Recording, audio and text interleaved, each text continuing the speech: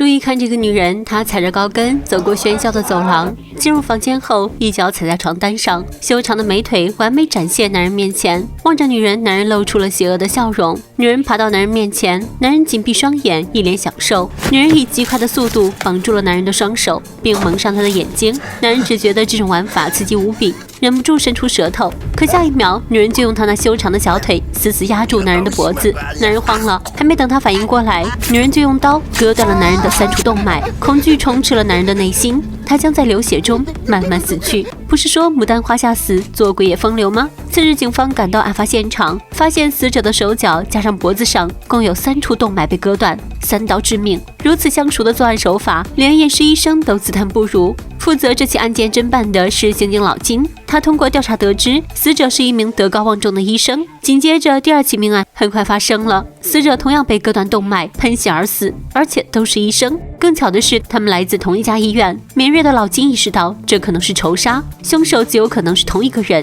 于是他来到医院调查，一个女护士提供了一个关键情报：2名死者和院长走得很近，3人是莫逆之交的好友。他们的小团体现在只剩1人。见女护士不愿多说，老金转而把目标转向2位大妈。为了了解内幕，老金请他们吃烤肉。好说歹说，大妈透露了一个重要的信息：早在10年之前，医院里一直有这样一个传闻：10年前的一个雨夜，一个昏迷的女孩被送进了医院。女孩长相异常漂亮，躺在病床上的她瞬间吸引了所有男医生的目光。他们将女孩推入急救室后，给她注射了麻醉药物。男医生和他的好兄弟对视一眼，转而露出诡异的微笑。护士剪开女人的衣服，凹凸有致的完美身材更让3人蠢蠢欲动。打发走护士后，3人终于暴露了本性，做出了违背伦理道德之事。女孩自始至终都能感受到身上的动静，却也无可奈何，眼角默默流下一滴无声的泪水。而死去的那2个医生正是其中的参与者，剩下的1名幸存者正是医院的院长。尽管消息早就在医院传开，却不影响这3个人一路平步青云，各自事业得意。由于是传闻且年代久远，老金也无法考证消息的真假。全力破案的老金加班到深夜，路过一条街道时，突然发现一家新开的肉铺，推门而入就看到了一个性感无比的背影。抬起腿，肤白貌美大长腿，拔出剔骨刀砍在肉上，剔骨剖肉游刃有余，干净利落。那娴熟的手法让老金想起了连环杀人案的凶手。同时，老板娘的美貌和身姿更是让他一见钟情。老板娘感觉到有人在看她，蓦然回首，那人却在大门缝隙处。老金感觉不好意思，急匆匆地跑了。回家后的老金夜不能寐，他满脑子都是那个女人的身影，不断幻想着各种邂逅。第2天一大早，老金赶着肉铺开门前去排队，然而恋慕老板娘的却远不止他一个。老板娘一袭红衣从肉铺走出，性感妖娆的身材尽情地展现在男人面前。醉翁之意不在酒，在于山峰之间。老金也陷入了思考。老板娘一盆洗脚水浇来，打断了老金的幻想。离开的老金始终对女人念念不忘。晚上，他再度鬼使神差地走进肉铺，房间内挂满了刀具，案板上摆放着一颗猪头。听到屋里传来的鞭子声，老金又开始幻想一些马赛克的画面。这个女人虽然是一名屠夫，却美艳勾人，而且刀法极好，随手一挥就能斩杀一只小强。再加上凹凸有致的身材，精致绝美的样貌，简直是男人们的大杀器。老金只是看了她一眼，就彻底忘不掉她了。每次路过肉铺，老金总是忍不住进去瞅一眼，脑袋里也是想入非非。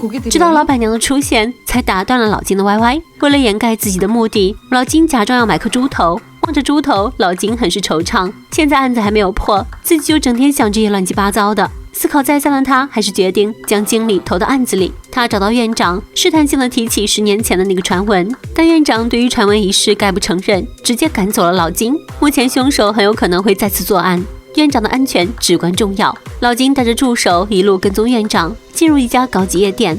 没想到院长是一只披着羊皮的狼，白天是正人君子，晚上却是衣冠禽兽。夜店里人声嘈杂，院长在房间里醉生梦死，丝毫不知杀手已经在路上了。老金到处搜寻着院长的踪迹，不经意间，一个戴面具的女杀手和老金擦身而过。他似乎知道老金是警察，没有过多停留，直接转身离去。跑来的助手无意中撞翻了服务生的托盘，一把剔骨刀掉了出来。他马上意识到了不对劲，就是这个女人。他追了上去，杀手见势不妙，在推倒老金后逃之夭夭，老金紧随其后，两人从街头追到商场，最后却因为身材被拦在栅栏外，眼睁睁看着杀手潇洒离去。最后杀手靠着卷帘门甩开了老金，凶手跑了。目前警方只知道对方是个女人，而且还是个用刀高手，其他一概不知。他们决定调转目标，去调查另一个女人小雪。小雪就是10年前被玷污的那个女病人，如今摇身一变成为炙手可热的女明星。警方找来小雪问话，但她否认过去曾认识医院这3个人渣医生，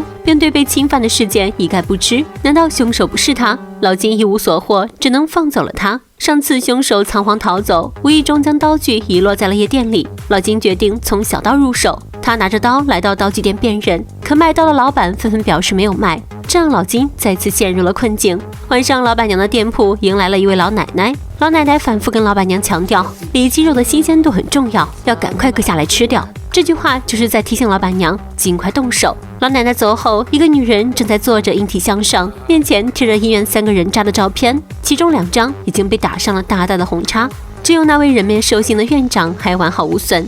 她就是杀手的下一个目标。这个貌若天仙的女人因为车祸被送进了急诊室，凹凸有致的身材，长长的睫毛，配上瓜子脸，就算无意识地躺在床上，也让眼前的3名男医生神魂颠倒。他们熟练地解开女人的衣服，双手在女人身上游走，女人眼角流下一滴无声的泪水。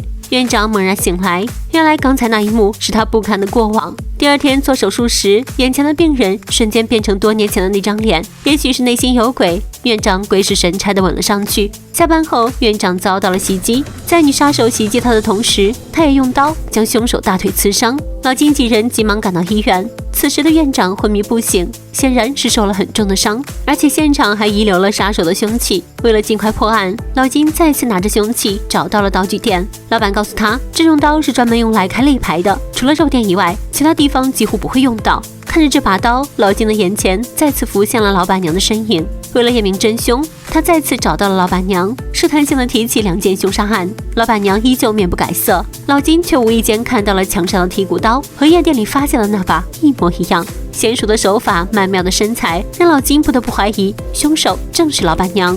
此时的老板娘起身走路，一瘸一瘸的，更加让老金断定凶手就是她。第2天，老金以约会为由，将老板娘约到了家里。老金二话不说，一把将老板娘按倒，撩开她的裙子，果然发现了对方腿上的伤口。老金无法接受这样的事实，他一直暗恋着她，迟迟不愿动手抓捕。老板娘却一把拉住老金，两人玩起了现场直播。就在这时，电话响起，院长被人从医院绑走了。监控显示对方是个女人，这下老金彻底放心了，因为老板娘没有作案时间，凶手另有其人。此时的院长被绑到了仓库，这时到老板娘肉铺买肉的老奶奶出现，她慢悠悠地走向院长，并跟院长说了一些复仇之类的话。即使全身被绑，院长也依旧嘴硬，他威胁老人赶紧放自己离开。老奶奶回头一个眼神，女杀手立马冲出，割断院长的双手动脉。老奶奶靠在男人耳边，轻轻说了句：“说实话，你现在也非常的享受。”这跟她当年玷污女孩时说过的话一模一样。老人扒下他的裤子，女杀手打开笼子，放出一条大狼狗。院长的2弟就这样被没收了。大仇得报的老人撕掉了脸上的伪装，仔细一看，正是女明星小雪。当年那3个人渣对他做的事情，他至今都没有忘记。蛰伏这么多年，就是为了报仇。次日，院长的尸体被人发现了，验尸官却提出，杀死院长的凶手是左撇子，跟之前2起案件的右撇子凶手不一样。老金很疑惑，难道凶手有2个？案件的侦破再次陷入困境。吃饭时，老金无意中看到了电视里的老奶奶。老金曾经在肉铺门口见过她，她是小雪扮演的一个角色。老金突然顿悟，小雪可能跟命案有关。他刚想叫小雪过来问话，可小雪早已经飞到了国外，这下子线索彻底断了。老金辗转来到肉铺找老板娘，可这里早已人去楼空，老板娘的电话也变成了空号。没过多久，镇上又发生了同样作案手法的杀人事件，被害者都是欺凌弱女子的男性。为了找到老板娘加追查凶手，老金苦心搜查，终于从一个线人口中得到了线索，嫌疑犯在郊外开了座屠宰场。老金直奔屠宰场，在这里他见到了老板娘。对于老金的出现，老板娘似乎一点也不意外。感到被戏弄的他同老板娘打了一架，老金赢了。老板娘提出，大不了我们就痛快点，我痛点你快点。2人居然从情欲中找到了真爱。老金没有将心爱的人带回警察局，最终他辞掉工作，和老板娘过上了没羞没臊的生活。一天早上，老金随手翻看老板娘的相册，他看到老板娘竟然还有一个双胞胎姐妹，他这才恍然大悟，姐妹俩为了报仇，一个负责忽悠警察，一个充当杀手，一个善用左手，一个善用右手，最终将这3个败类医生杀害。但老金还有个疑问，自己身边这个女人到底是妹妹还是姐姐？